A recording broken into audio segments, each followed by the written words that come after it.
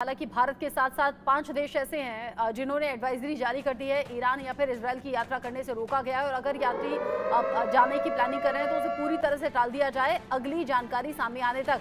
तनाव की स्थिति है, तनाव के बीच में ही भारत की एडवाइजरी नागरिक जो है ईरान और इजरायल जाने से बचें।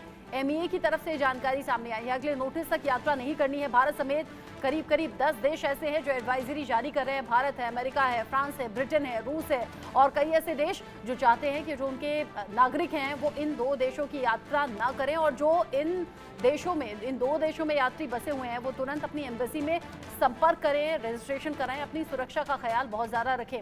अब ऐसे में सवाल ये जो कि मैंने अभी यूके देवनाथ सर से भी पूछा कि भारत का स्टैंड क्या होना चाहिए और भारत अभी किसके साथ में नजर आ रहा है, तो उसको लेकर जानकारी दर्शकों को जल्दी से दे दें। भारत अपना जो तटस्थता की नीति है वो यहाँ भी अपना सकता है और भारत के इजरायल ईरान से चूंकि रिश्ते अच्छे हैं जिसका जिक्र अभी यूके देवनाथ सर ने भी किया, तो दोनों मुल्कों से भारत के रिश्ते बेहतर और इस बेहतरी को बनाए रखने की कोशिश भारत की रहेगी। तटस्थता अपनी सामने रखकर जंग की वजह से रिश्ते बिगाड़ना नहीं चाहेगा भारत। दोनों ही मुल्कों से शांति की अपील कर सकता है भारत और यही रूस यूक्रेन की युद्ध के दौरान भी भारत सरकार की तरफ से किया गया था। और जिस तरह की युद्ध में तस्वीरें सामने आती हैं, जाहिर सी बात है कि दुनिया भर में जब वो तस्वीरें पहुंचती हैं कलेजा चिरता भी है, कई दर्दनाक तस्वीरें भी सामने आती हैं और इसीलिए भारत का स्टैंड हमेशा ये रहता है कि युद्ध किसी के सपोर्ट में नहीं होता, युद्ध से किसी का भला नहीं होता।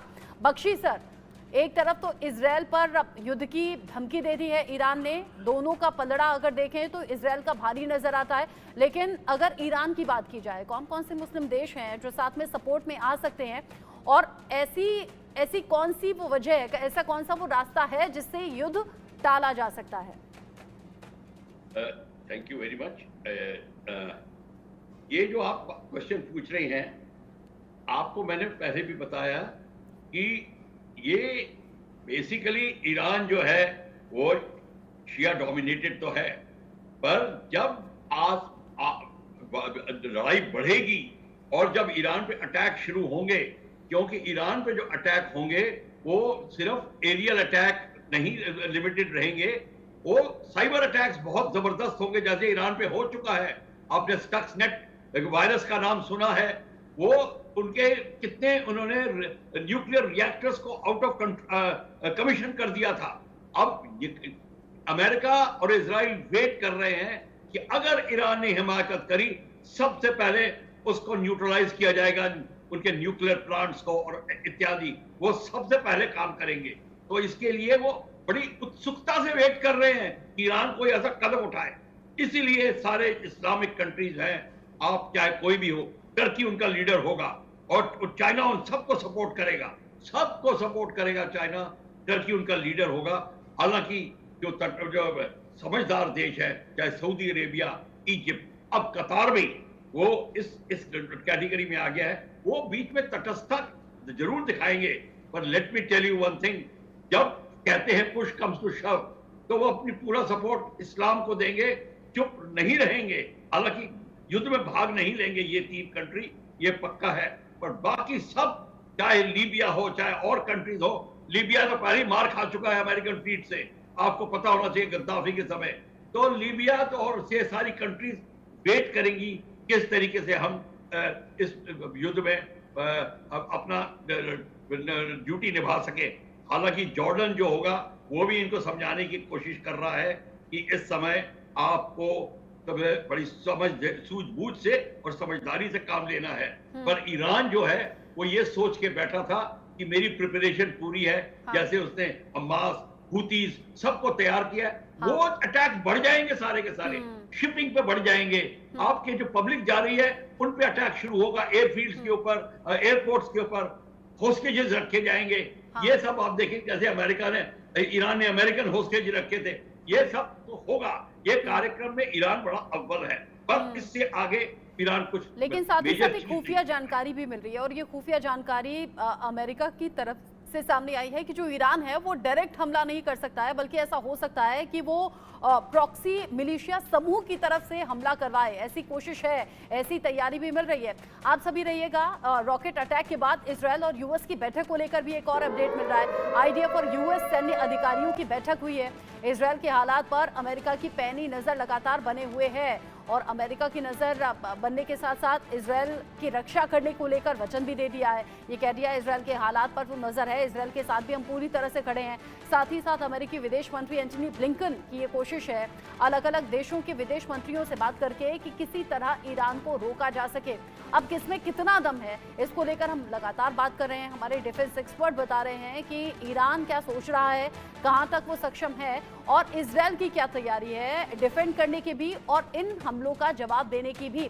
इजरायल और ईरान, जिसमें इजरायल के पास 24.2 अरब की ताकत यहां पर नजर आती है और जो ईरान है उसकी ताकत यहां से इजरायल के सामने काफी कम दिखाई देती है। अगर यहां पर युद्ध के साजो सामान की बात करें, चाहे वो टैंक हैं, चाहे वो जेट फाइटर हैं या फिर वो युद्धपोत हैं, यहाँ कहीं इजरायल भारी पड़ता हुआ नजर आता है तो कहीं ईरान का वजन ज्यादा नजर आता है। और इन सब के बीच में ईरान जो ये कह रहा है कि हमले का जवाब दिया जाएगा, जिस तरीके से उसके दूतावास पर हमला हुआ या फिर उसके टॉप कमांडर को मारा गया, ऐसे में बहुत सी कोशिशें ईरान की तरफ से हो रही हैं। साथ ही साथ खुफिया जानकारी ऐसी भी कि ईरान जो है वो डायरेक्ट अटैक नहीं करने वाला है। वीएन झा सर, जिस तरह की कोशिशें अभी ईरान की तरफ से हो रही हैं, हमले की धमकी भी दे दी, इस चेतावनी के बीच में अलग अलग देशों से मध्यस्थता की भूमिका निभाने की कोशिश भी करवा रहा है अमेरिका, ताकि किसी भी तरह से युद्ध को टाला जा सके। लेकिन ईरान जितना लग रहा है देखने में, उससे कहीं ज्यादा शातिराना अंदाज में कोशिशें इजरायल की तरफ कदम को आगे बढ़ाने की जानकारी ऐसी है कि ईरान और उसके प्रॉक्सी मिलिशिया समूह जो हैं उनके जरिए हमले की प्लानिंग है। बिल्कुल ठीक। अभी तक जो कुछ भी हो रहा है हमास के थ्रू या हिजबुल्लाह के थ्रू, करवा कौन रहा है? मास्टरमाइंड तो ईरानी है, सारे इंस्ट्रक्शंस उनको वहीं से आते हैं। और जब इसराइल के ऊपर जब हमला हुआ था हमास के थ्रू, उन्हीं दिनों में हम बात कर चुके हैं कि किसके शह पे हुआ है, किसके इशारों पे हुआ है, ईरान करवा रहा है।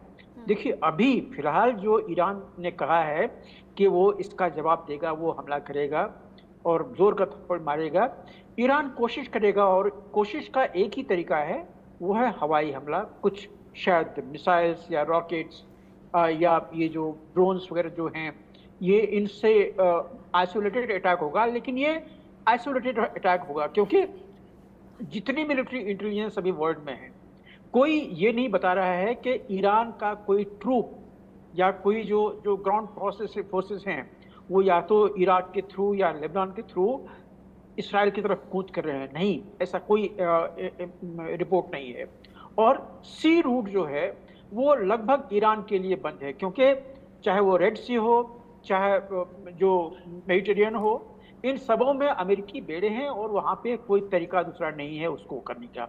हाँ, एक प्रफुल्ल जी ने जो कहा था कि यमन जो है बीच में वो अटैक कर रहा है, तो यमन के थ्रू बैलिस्टिक मिसाइल्स या ऐसे कोई चीज वो भी आ सकते हैं। तो ये सारे जो एरियल अटैक्स हैं, इसको तो इसराइल वो या तो झेल लेगा या इसको निगेट कर देगा। मतलब उसके एयर डिफेंस सिस्टम इतने तगड़े हैं कि वो निगेट कर देगा। लेकिन रचना, एक बहुत बड़ी चीज है जो हमें याद रखना चाहिए, अमेरिका अपने आप को ज्यादा स्ट्रेच नहीं करना चाहेगा, क्योंकि वो ऑलरेडी 3 जगह में फंसा हुआ है।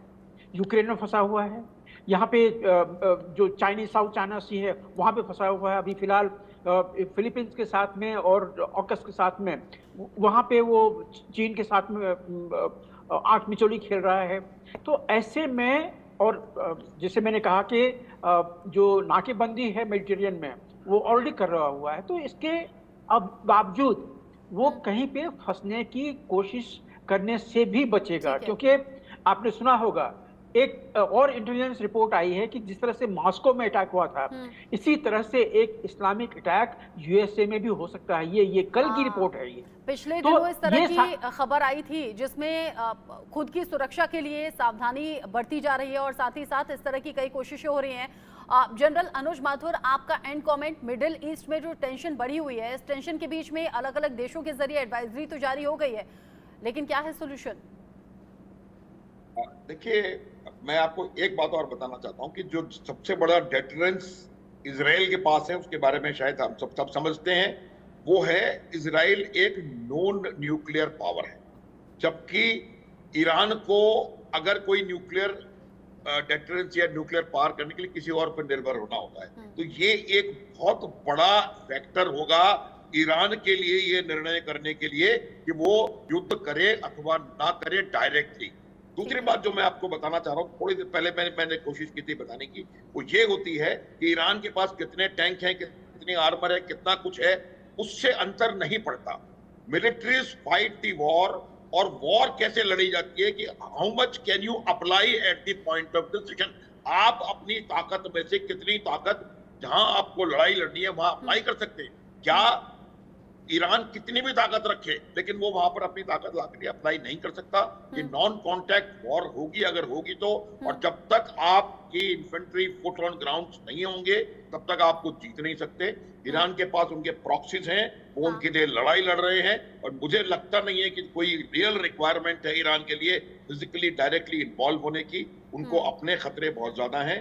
और इस तरह की युद्ध की स्थिति में हमने देखा है जो देश सपोर्ट की और साथ देने की बात करते हैं वो इनडायरेक्टली साथ देते तो हैं, लेकिन तबाही खास तौर पर उन देशों में देखी जाती है जो दो देश आपस में भिड़ते हैं, जिसका सीधा सीधा नमूना यूक्रेन के तौर पर दुनिया देख रही है। और अब हमस से जिस तरीके की जंग है, Bakhshi sir I am so sorry क्योंकि वक्त कम है, अब वक्त खत्म हो गया है, मुझे वाइंड अप करना है, सो सॉरी। आगे भी जब डिस्कशन करेंगे तो आप अपनी बात कहिएगा। आप सभी का बहुत बहुत शुक्रिया इस डिस्कशन में साथ में रहने के लिए।